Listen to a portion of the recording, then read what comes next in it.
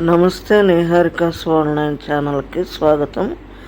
2 నిమిషాలు అప్పటికప్పుడు చేసుకున్న ఒక చిన్న స్నాక్, పాతదే కానీ మనకు చాలా హెల్దీ.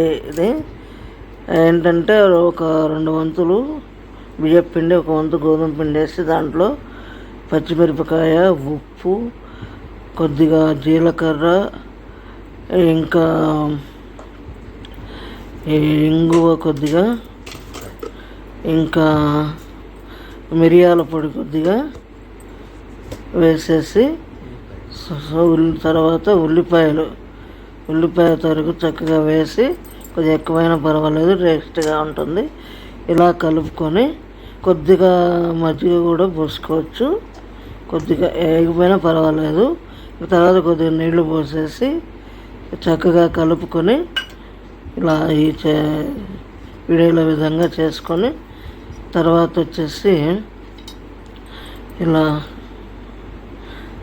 ఈ విధంగా కలుపుకొని ఒక పెనానికి కానీ లేకపోతే నాన్ స్టిక్ వేర్లో కానీ ఆయిల్ వేసేసి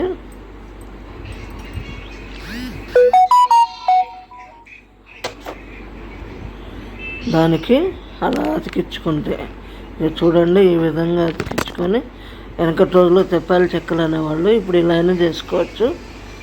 చక్కగా సన్నటి మంటతోటి మూత పెట్టి సన్నటి మంట పెట్టామంటే చక్కగా ఉడుకుంటుంది.